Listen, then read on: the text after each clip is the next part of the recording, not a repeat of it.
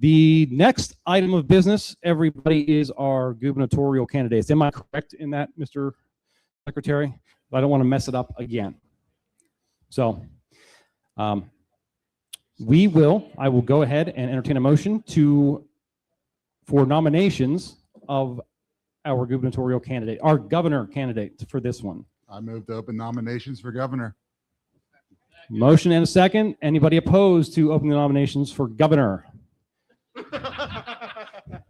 Okay. Nominations for the office of governor of Pennsylvania has now been opened. I will now entertain motions for nominations for governor. Morgan Bogus, Butler County. I nominate Mr. Ken Krawchuk for governor. Mr. Krawchuk, do you accept?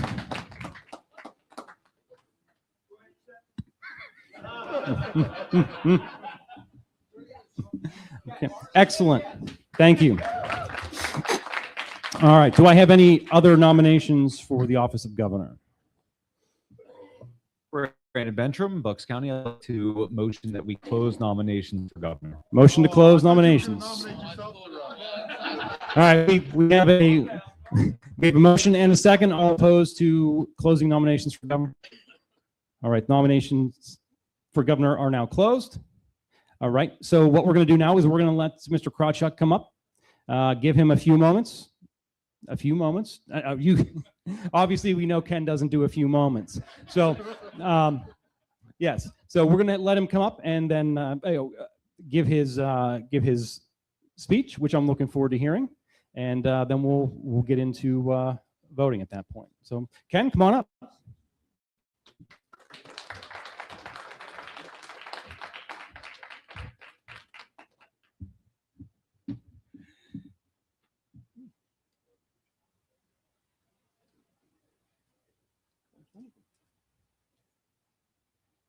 First of all, thank you for the nomination.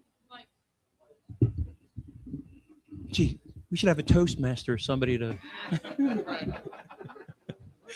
Are we counting how many times I say Toastmaster? We may have an over-under going right now. All right. What I'd like to do is introduce myself, talk about my strategy for the campaign, what you can do about it, and then open it up for questions and answers. Sound good?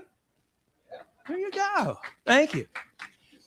First of all, I've been a libertarian, registered libertarian since 1993. This is my 34th state convention. I've been to every one ever since I started. The first one I went to had one woman at it. I'm glad to see the party rounding out a little bit more. I'm past state party chair, 2 terms, Eastern vice chair. Back in the days, we counted such things. I've been on the judicial committee, I don't know, 10, 15 years, most of those as chair of the JC. I currently serve on the National Judicial Committee. God forbid. By the way, I'm running for re-election on that. If you're going to the National Convention, throw my name in there. I've run for public office 9 times now. This will be number 10. I ran for governor in 98 against Tom Ridge, 2002 against Ed Rendell, and 2018 against Big Bad Wolf. And I'm a Toastmaster. We counting? Okay, good. The goal of the campaign, there it is. I already said this, has one main primary goal, and that is to achieve party status for the Libertarians in Pennsylvania. Thank you. Everything we're doing is that one goal in mind. I already looked up. We need 44,700 and some odd votes. Call it 45,000 is a round number. We've been getting over 45,000 votes in just about every election, statewide election in this century. So I think we're okay, but I'm not going to take that as a given. So that's what we're aiming for. Number 1, party status. Second most important thing is lightning. As the governor candidate, I pull in the media lightning. So I want to stand alongside of every one of our candidates. I'm going to do an appearance with every state rep and every state Senate candidate that we've got. So I can put my arm around them so when the lightning hits me, it hits them as well.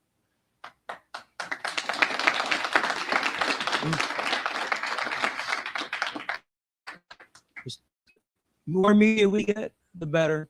And it'll help our local candidates as well. And they'll also be a good help because any signature that they get also counts for the top of our ticket. And that's pretty important. Now, as for the methodology, so I want to thank those people. Last year at the convention, I talked to every single person at the convention saying, please set up a recurring contribution. $1, $5, $10, $1,000 a month, whatever you can afford. And a lot of people came to help out on that.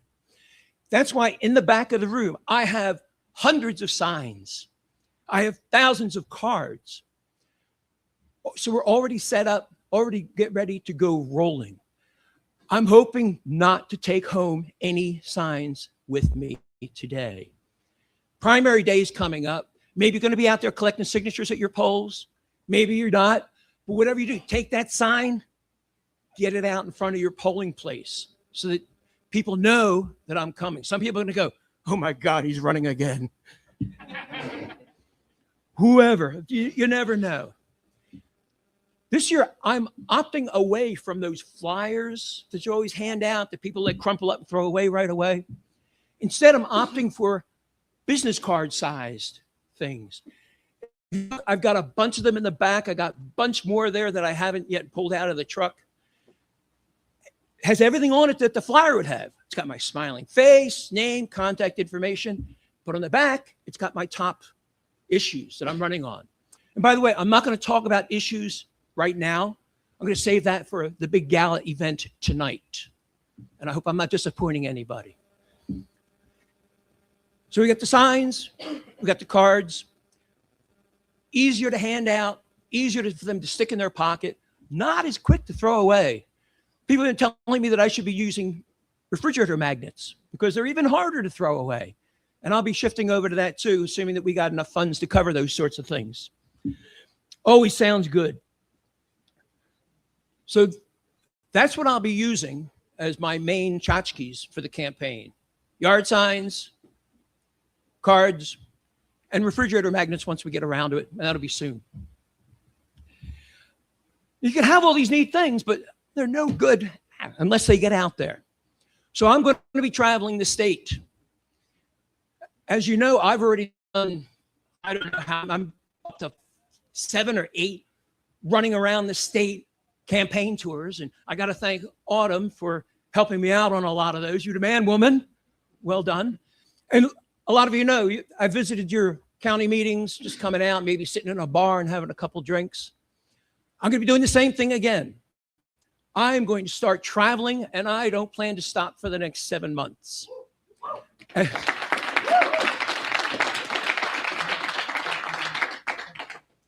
I guess you saw my chariot out there in the parking lot. Man, oh man, nothing captures attention like I don't know, a driving dumpster. No, that's not true. It's a wonderful thing to have because it drives itself. When I get out there now, I push one button. It says home. And I just sit there and I watch it go. Direction signals, braking, left, right, slowing down, speeding up, all those things. It's been running virtually flawlessly. The only complaint I have, sometimes it'll try and turn on red when it says no turn on red. It's probably the only complaint that I have.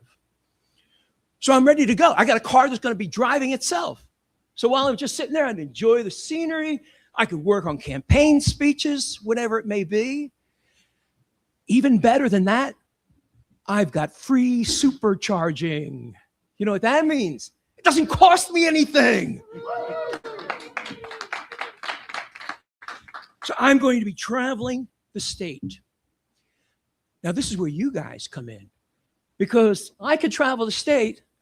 There was one time where Autumn and I forget where it was, like Allentown or something like that. It was just me and Autumn sitting at the bar having a couple drinks. That I'll never do. I want you guys to line these things up for me. I have now deputized all of you as spokespeople, scheduling people for the 10K4PA campaign. I want you to contact everybody you can. I want you to contact universities. Start with the political science department. Don't start with the dean, because if he says no or she says no, that's it, it's over. The political science guy is going to be interested.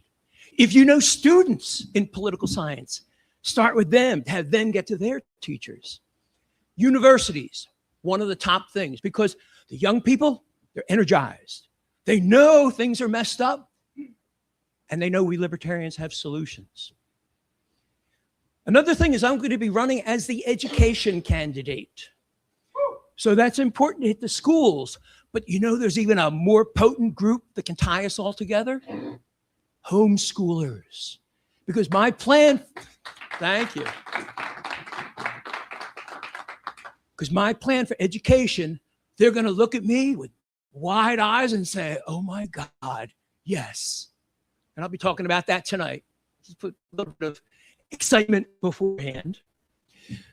Podcasters. I already heard people talking about podcasters. I've already done several. I did one a couple days ago. I think it just got released. Supposed to go out on the 25th. It's going to be going out to the world. If you know a podcaster, if you watch a podcast, anything Pennsylvania related, get in touch with them. Say, hey, I'm a representative scheduling for the Krawchuk campaign, and how would you like to have Ken on the air? Let me know. That'll give me something to do when I'm sitting at home. Something to do when I'm in the car, as the car is driving me to your homeschool group or whatever it is. Very, very important. Use your imagination. Do you listen to talk radio? You know, I did talk radio for 5 years, right? I know the gig. If you listen to a talk radio station, call them up. Say, hey, when you having Ken on the air? Anything. It could be an event, could be I don't know, like, are we going to do, what's that Pennsylvania CPAC group called? Henry's thing. Big conservative thing. I've been there before, speaking as the governor candidate. Anything at all, any kind of thing, I'm counting on you guys, because the best way that we can get our message out there is by just telling people. They don't hear about us. I'm not going to have $1 million to do a blanket the state in airtime. Got to do one-on-one, little retail campaigning. Not going to knock on doors because I want to get a group. Even if it's like 2 or 3 people, I don't care. If I'm going to be out traveling around the state, a lot of times I'm going to have to fill in gaps in the schedule. And that's what I'd be looking for. So if you're doing an ad hoc group, that's great too, because I can shivel. And I will be doing my own schedule. So contact me directly. There's not doing, and I got to do this to keep my dear wife happy. Also, we're big campers, my wife and I. We met on a camping trip. I camp all the time. I just got back from a week on the Appalachian Trail. Been doing it every March going back to 1972. I've missed 2 years, so almost everyone. So if you're a camper, I'm going to be camping out along the campaign trail. Come on by. Stop by to visit the campsite. Camp out with us. We'll make a big libertarian camping. So think about that as I'm coming out your way. So the broad strokes of what the campaign is going to look like. In terms of the tchotchkes, we're going to do the yard signs. We're going to do the little business cards. I'm going to be traveling the state, visiting the different things that you guys set up for me. But we need a kickoff. There's got to be one huge kickoff event. What we're looking at doing is renting out the steps of the Capitol building before the primary. I'm looking at either Saturday the 9th, maybe Sunday the 10th, which is Mother's Day, Hallmark Day, I might call it, or the weekend after that. But it's going to be one of the weekends before the primary. Because one thing that I want to do, and this is what Greg and I talked about for 45 minutes today, I want to be on the ballot for primary day. I'm not talking about just a nomination. I want 5,000 signatures in hand to submit to Harrisburg before primary day, so that when we get to the new cycle, they're covering all these other people, and oh yeah, the libertarian, he's already on the ballot. I've done this several times before, and I know a lot of you have too, and Richard Schwarz in the back can certainly back me up on this. It always winds up July 4th weekend, people are like, oh God, we need another 10,000 signatures. What are we going to do? I don't want to do that again. So that's why I'm aiming to have primary day. I want to do an announcement big announcement. You guys all come to Harrisburg. Do that announcement there. Say I'm on the ballot. 5,000 signatures. Some people say, oh, you don't want to do 5,000? That's going to give them time to research and find out which ones are bad. I don't care. I don't care because I hear we got, what, 18 state reps running? Or 15, whatever. Do the math. The minimum is 300 signatures for each one of those. 300 times 17 comes out to 5,000 signatures. That gives us a 100% cushion just based on our state reps. And since I'm going to be out there with the state reps anyway, that's going to help bring even more attention to the whole thing. So if we can get all those signatures, get them next 2 months, and it's doable too, because I've talked about this with Greg. I also talked to Andy Jacob, who's a Pennsylvania paid petitioner. Him and his brother, great guys, man. They helped me out a lot over the years. I said, Andy, I got this idea. What I want to do is take, say, 1,000 registered libertarians off the SURE database, send them a petition and a business reply envelope. Nice letter from the governor candidate. Please send it back.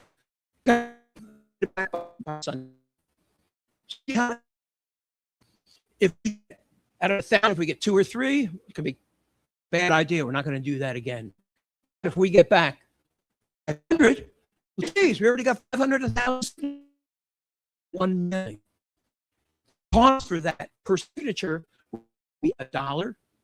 Could be 2, a little bit less, somewhere in, depends how many signatures are on there when it comes back. I said, Andy, how does that sound? He says, well, it depends upon your list and everything. He says, I've seen other people do it, and they can usually get away for maybe $2 or $3 a signature. And Richard, jump in, contradict me if you'd like on this. I said, what's the going rate for a paid petitioner now? He goes, oh, $5, $7, maybe even $10 a signature. So it sounds like a winner way we can do this. If we do 1 big mailing a week, 1,000 a week, we've got 8 weeks between now and then. If we're bringing in 500 signatures a week, 600 signatures a week, that's it. It's done. We can do this just on the back of the mail-in campaign. I saw the state's got money. It's going to cost a couple $1,000 each one of these mailings, less than that. So we have the resources to do it. We have the candidate to do it. We got a reason to do it. We got a big event coming up. All these things are there waiting for us. But, except for one thing.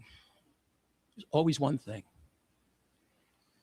Those of you who were at the convention last year, the year before, actually, let's go back to 2022 when I was the chair of that convention. You remember that convention, man? How many of you were there for that 2022 convention? Look at that. Whew, that was a lot of fun.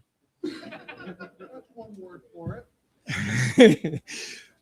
At that convention, we were looking for a governor candidate, and somebody said, Ken, do you want to do it? And I says, dude, my wife told me that if I came home from the convention with a nomination, my bags would already be packed and I could just keep right on going. So I asked my wife to be here today. Come here, Roberta.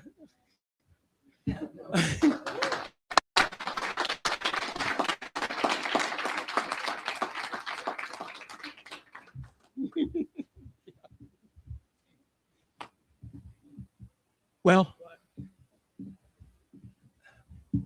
he's going to run for governor this time, but he's already got it written down. Roberta does nothing. Okay.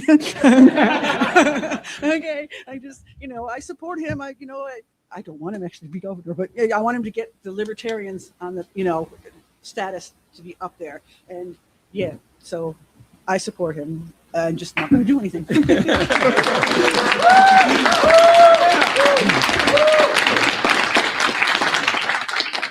Rule number 1, Roberta does nothing. Thank you. Let me look at my notes. I think I said everything I intended to say, except one thing, and I've been doing this to some of you in the audience. Where's Dave Shera? Oh, he already left. A lot of people come up to me and say, Ken, you know what you ought to do? You ought to do X. X would be a great thing.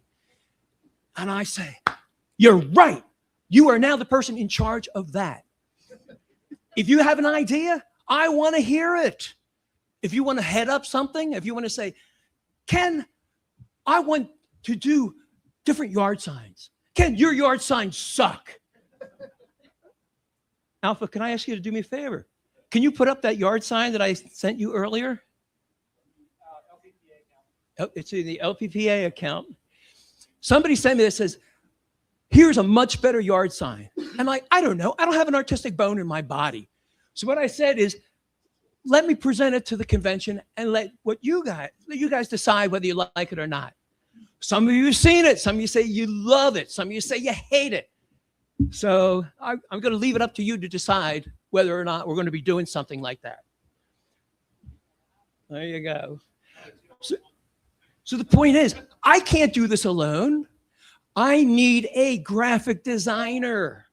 Anybody out there a graphic designer? TJ.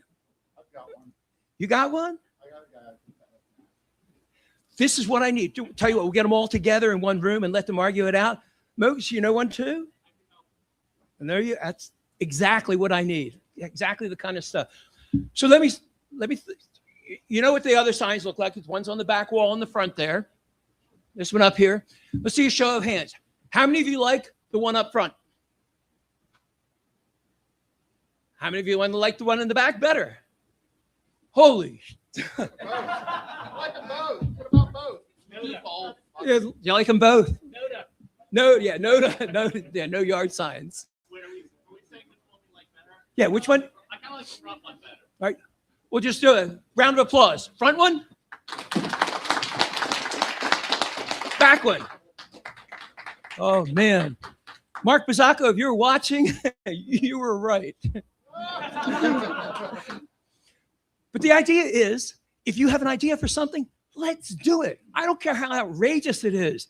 Maybe we're going to do an open carry park cleanup, which we've done in Montgomery County before. That really gets their attention. Be creative. I'm counting on you guys. Invite me out to your colleges. Invite me out to your open carry cleanup, or whatever it is. Send me your ideas, because I can't do this without you. Now, one of the main things to do, social media. I haven't mentioned it yet. I'm not a social media guy. I've never done any of it until Elon bought X, and then I just started looking at X. So what I've done is I've asked around for somebody who can do social media. And I got a guy who volunteered. Where's he at? Ben, come on up here, Ben. What I like to do now is turn the microphone over to Ben for a few minutes so he can give you guys, no? Mr. Chair, do we have time? What's that? Do we have, how much time do we have? You're probably already past time. All right, well, when I asked Ben if he wanted to, Yeah, thanks. Come on. Okay. All right. We're running a little ahead of schedule right now, so we are okay. all right. So let me ask Ben to give you guys talk about our social media approach for a couple minutes. This was Ken's idea, not mine. So yeah, I volunteered to run Ken's social media. Between being a full-time student, it's been good to fill my empty time. So I've run social media for other campaigns. I've run social media for musical acts as well. So I'm like a little bit experienced in doing this. I'm also addicted to Twitter, like a lot of us are. So I made a couple bullet points here of what to do and what not to do if you're running social media. And I'll be quick because how much time do we have, Mr. Chair? All right, cool. So authenticity comes first. People are obviously sick of polished politicians, and the posts that actually get a lot of traction are the raw, unscripted ones where Ken speaks straight from the heart about real freedom solutions, ending property taxes, fixing our failing schools with education savings accounts. He's the education candidate, obviously, and promising to veto every tax increase. So be bold, be real, and never apologize for libertarian principles. Consistency wins. So you definitely can't post just once a week and then expect a bunch of results. You have to post quite regularly because that's what the algorithm tends to favor.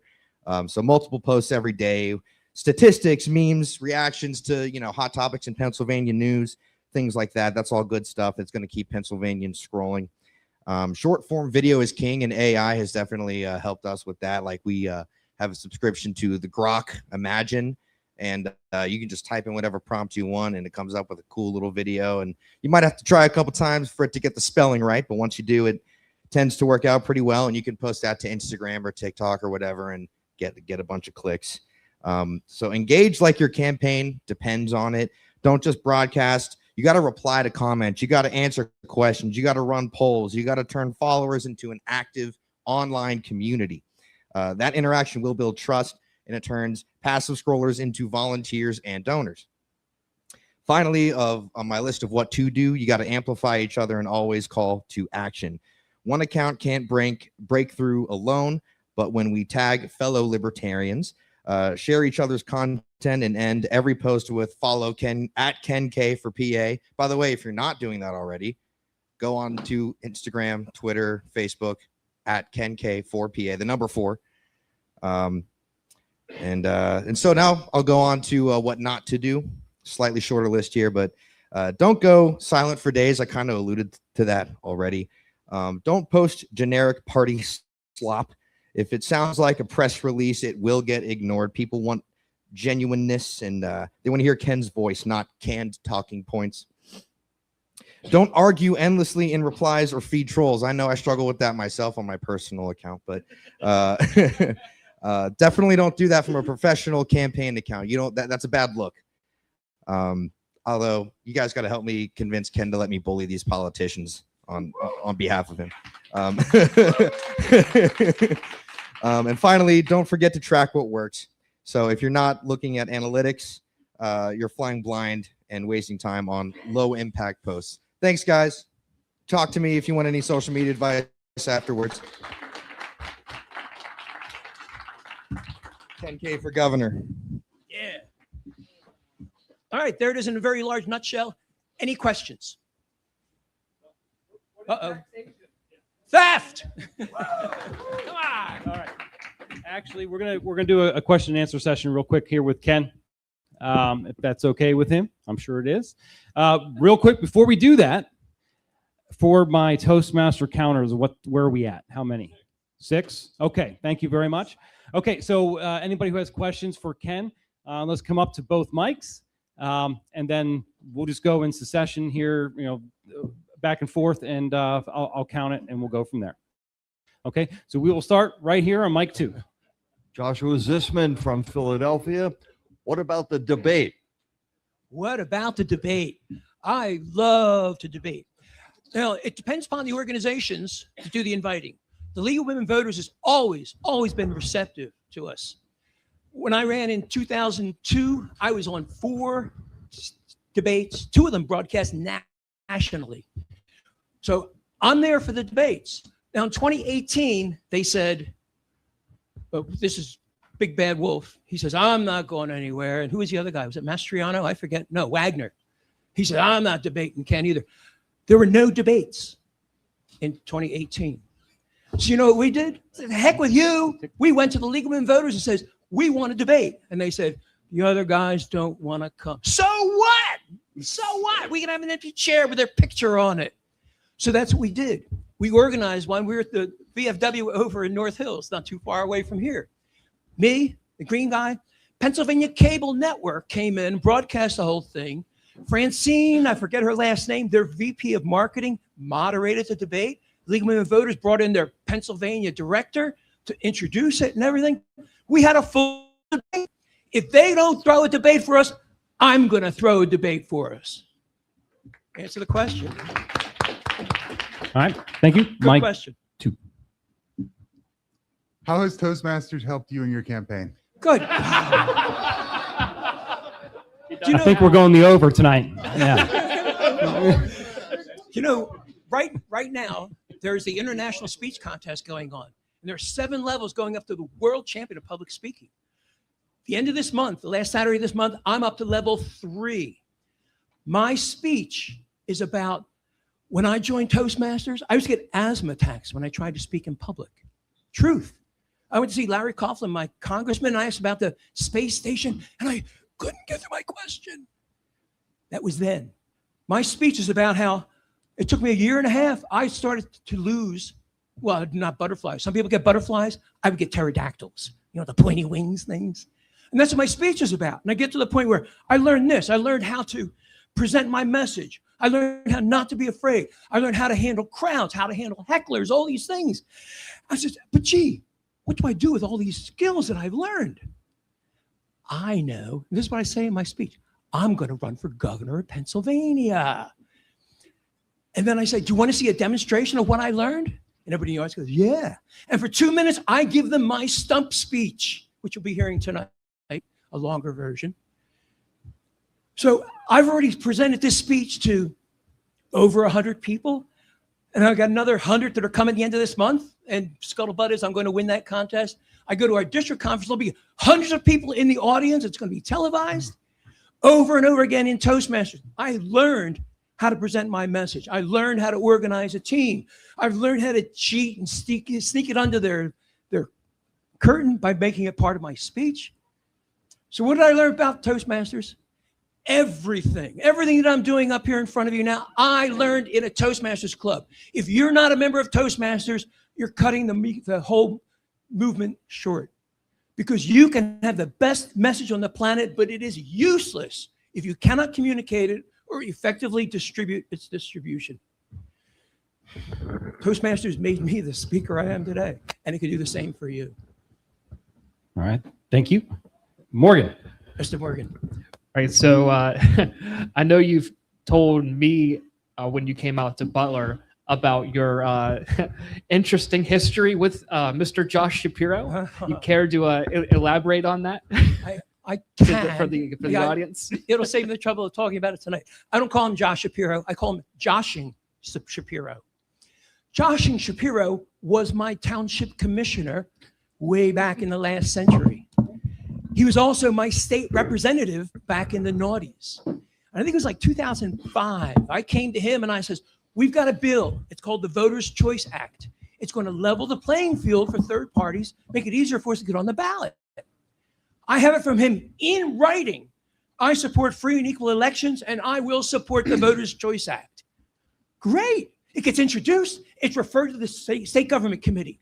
He's on the state government committee. Woohoo, we got to vote. I showed up for the hearing. I testified at the hearing, me and the Greens, Constitution Party, the communists, all of us in favor of this bill. And when it came time for a vote, guess what he did? He voted against it. Afterwards, I woke up and said, Josh, you said you're going to vote in favor of it. He said, oh, Ken, you got all summer to collect signatures. I got to go out in January. Josh, you guys voted for that. It's your law. Don't put it on me. You can't blame. Yeah, but I can't vote. Josh, you said you would. Now, I'm no Trump. I'm not going to call him a liar. I'll call him Joshing Shapiro. And I'll tell you a little back secret. This is brand new. A couple days ago, my barber used to cut Josh Shapiro's hair. And I says, can you tell me something? Something's going to irk him that nobody else is going to notice? He thought a minute. He goes, yeah. Do you know what? When he sits in the barber's chair, he doesn't sit still. And his barber, his most recent one was Ralph the Barber. So if Josh is like, if I see him doing this, says, come on, Josh, this isn't Ralph's barber shop. Nobody's going to get it, but he's going to get it. And it's going to irk him. I love the debates. That's another thing I have from Toastmasters, the ability to form your idea in your head and be concise and clear and quickly about it. And hopefully I've been demonstrating that in what I've been doing now. So anyway, that's the story about Joshing Shapiro. I'll be calling him Joshing Shapiro the whole time. If somebody says, why? Oh, I have in writing that he would support the Voters' Choice Act. He doesn't want the competition. That's more I'll be talking about tonight too. All right. Thank you. Luke Enzer. Hey, Mr. Luke. Oh, that might have died. You want mine? Just come on up here and talk.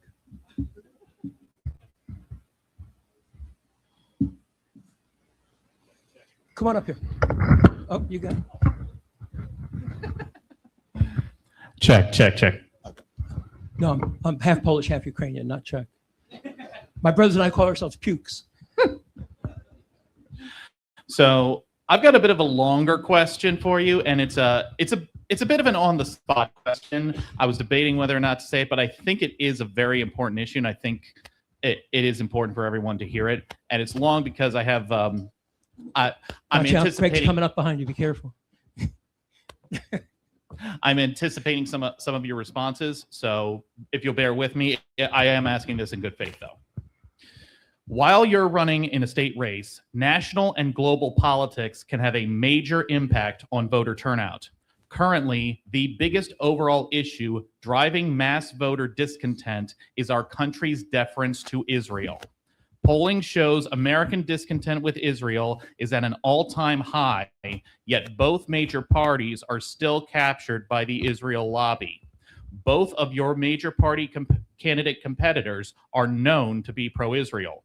Not to mention, there are impacts U.S. deference to Israel has on state-level issues, from anti-BDS laws and censorship in general to the prospect of deploying our state's National Guard to the Iran war, which polling shows most Americans believe is more to Israel's benefit than our own.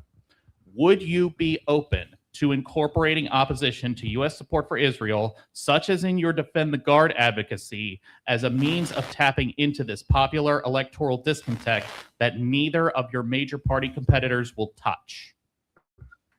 Yeah. Excellent question. I've been having an argument with a green guy about this, too. I'm not running for president. I'm not running for Congress. I'm not running for anything international or anything at the national level. I'm running for governor of Pennsylvania. I'm not running against Josh Shapiro. I am not running against Stacey Garrity. I'm not doing anything like that. I'm running for the people of Pennsylvania. What goes on outside the borders of Pennsylvania, I'm not going to talk about. People say, what do you think about Israel? Well, I don't think about Israel. Well, what do you think about this war? I don't think about. I don't like war in general. The only thing that I can say when it comes to anything like that is that the Pennsylvania National Guard stays in Pennsylvania. Period. Period.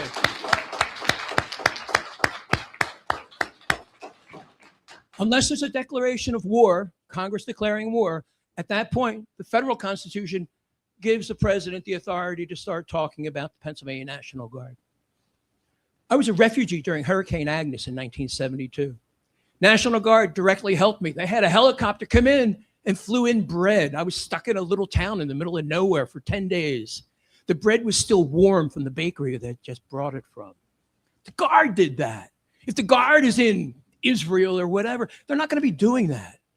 I firmly support the Guard. I've talked to Dan, what's his last name? Guy, McKnight.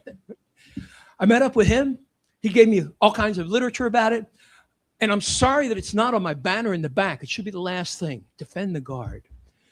So the short answer to your question is, what am I going to do about national or international things? Nothing. People ask, what about ICE? As governor, I have no authority to enforce federal law. And if I get in the way of federal law, like declaring it's a sanctuary state or something like that, I'm liable for arrest along with the rest of them. There's nothing I can do about federal law. Talk to your Congress critter. Talk to Jamie. She's the one who's running. Right? But I'm not going to touch anything national. I'm not going to touch anything international. I'm going to focus on Pennsylvania. And tonight I'll be talking about these problems. And the best part is I've got solid solutions that I can do without the help of the legislature. Good question. But no, I'm not running for anything national. Although I did run for the vice presidential race in 2000. I came in third. It was 40-some%, and I got 9%. I threw my support behind Art Olivier, and he became our candidate. I personally chose our 2000 vice presidential candidate. See what Toastmasters will do to you? You count that? 7? We're up to 7? 13. 13. Thank you. All right. Any other questions? I think I'm done. All right. Thank you. I need your help. I can't do it without you. You guys have already done a lot. I've got a list. I've been checking it twice. Get in touch with me. I'm going to come to your county meetings. I'm going to come to your homeschool meetings. I'm going to come to your talk radio shows. And I'm going to get out of the way before Greg throws me off the stage. Thank you. Thank you, Ken.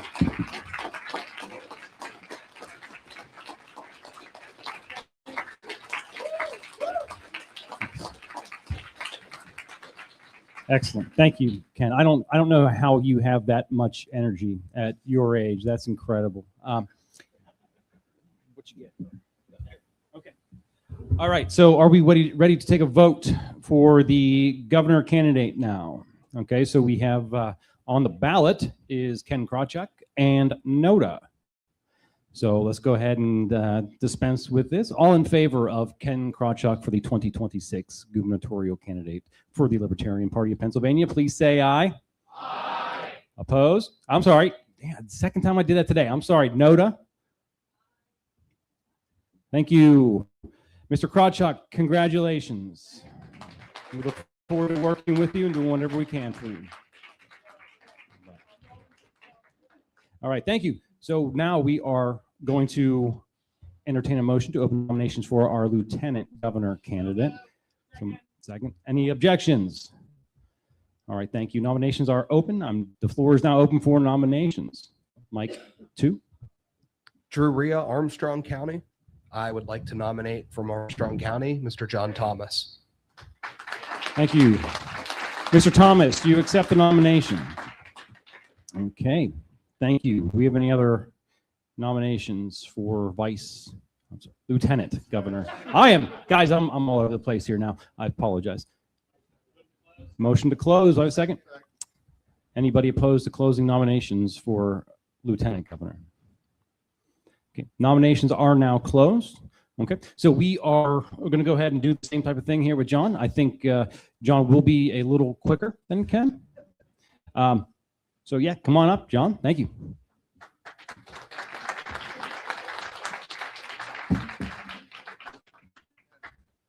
That's my Ken Krawchuk counter, the Toastmasters counter. There we go. Go ahead. I've only been to about 3 Toastmasters meetings, so I will be quicker than Ken. So in the early 2000s, Nassim Nicholas Taleb wrote a book called The Black Swan. And that book talked about black swan events. For a long time in Europe, the only swans that were known were white swans. There were only white swans. White swans were all there were. And then the Europeans discovered Australia. I know there were already people living in Australia. They already knew it was there. But for Europe, it was a new discovery. And in Australia, there were black swans. Europeans had trouble rectifying this. Swans are white. What in the world is this black swan? And they had to redefine their thinking completely because of this black swan event. I think America might be ready for a black swan event. 2 years ago, people were saying the Democratic Party was dead. Today, people are saying the Republican Party is dead. People are ready for something new. But the problem is with cancer, and I've known people who've had cancer, is that unless you kill it completely, it will come back. Right now is the time that we kill the duopoly completely. And we do that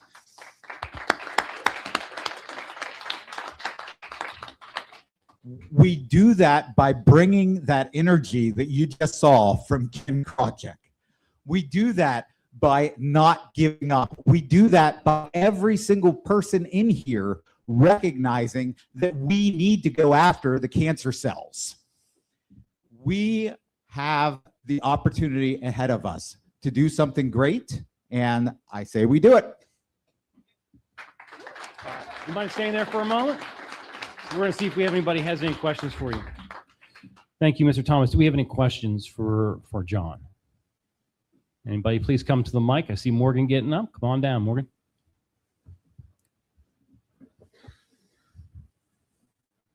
Morgan Mogus, Butler County. As Lieutenant Governor, I believe you'd be the president of the Board of Pardons. Would you be willing, God forbid if there's a draft, to pardon every single draft dodger in Pennsylvania should things escalate more than they already have internationally?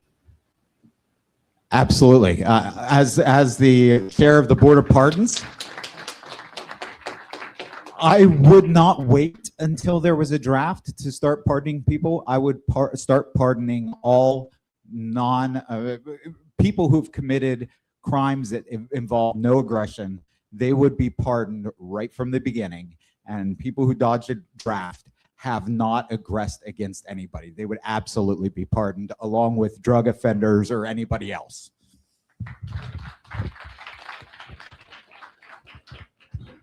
So as also, I believe, as Lieutenant Governor, you sit on the Board of Parole.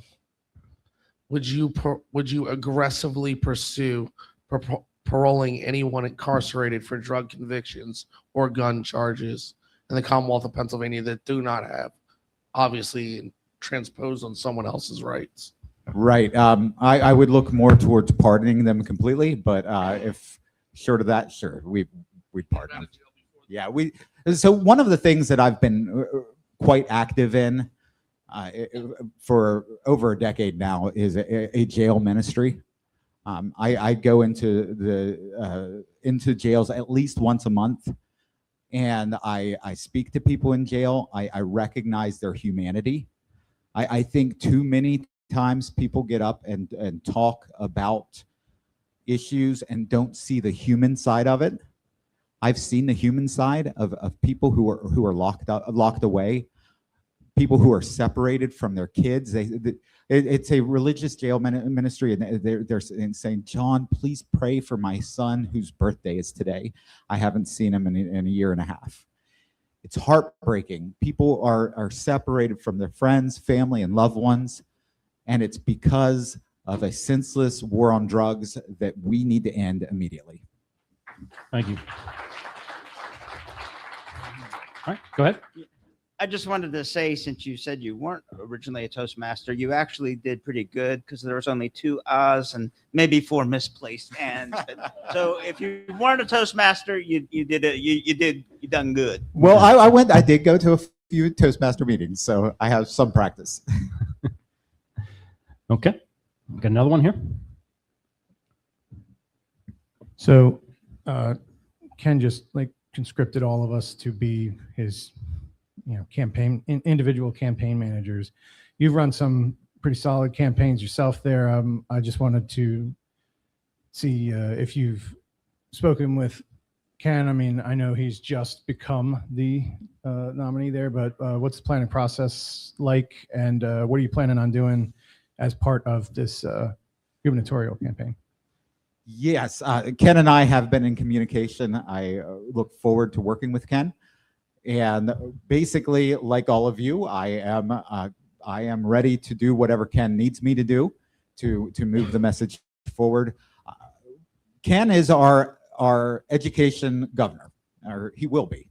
So I have a background in education. I've worked in schools for close to 2 decades now. I homeschooled my kids, so that homeschool connection is vibrant with me. I've taught economics to a homeschool co-op. So those types of issues that Ken is already running on, I can back it up. And whenever he says this works, I can be like, here's examples of how this works. But will you be driving around camping in random places about the state of Pennsylvania? I have not camped in a while. My wife does not like it. Ken is lucky to have a wife who likes it. But I like camping, so absolutely. Whenever Ken and I are in the same area, I would love to go camping with Ken.